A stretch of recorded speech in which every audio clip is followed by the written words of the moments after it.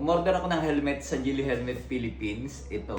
Ngayon lang ako nagka ganito no, na design ng helmet. Ito ay kung tawagin ay classic. So kaya ako umorder nito dahil para maiba naman. So ito yung ating helmet na vintage kung tawagin. So ang laman ng box. Alright. May kasama na agad siyang smoke na lens. Medyo makapal yung lens niya kasi nga classic type.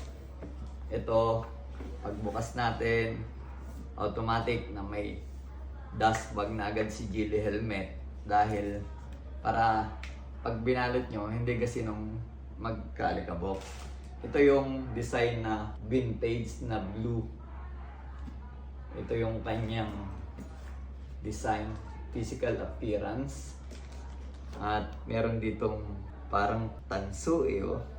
Ito ay pinaka air vent niya.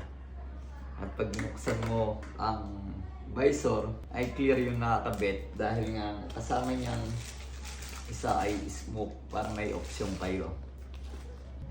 At automatic yan na may kasama din siyang manual.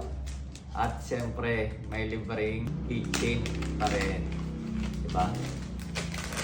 Alright, ito. Dahil nga siya ay vintage, manual user, nakapaloob dito kung ano yung features ng ating helmet. So, mapapansin nyo agad, iba yung kulay brown na gamo sa leather yung pagkakagawa ng kanyang foam. Ang ganda. Ang sarap hawakan. Ang kagandahan dito sa classic na Geely helmet ay malapad yung kanyang lens. Tapos, anti-pag ready na rin siya dito. May mga nabibili naman yan. Meron din yata ang Geely na gano'n, anti-pag. At sa loob, meron siyang bukasan ng chin air vent dito. O, diba? Napakaganda. Simpleng-simpleng tingnan kasi nga classic. Ito yung helmet na kahit ang tagal mo ng gamit, hindi naluluma kasi nga classic. Para sa mga cruiser bike at classic bike, ito yung sinusuot. Yung air vent dito na parang tanso pa rin sa likod. Tapos siyempre, yung mga sticker ng mga DOT at saka certified na product safety.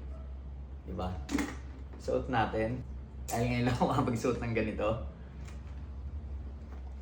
Alright, ang ganda. Medium size to para sa akin, suabe.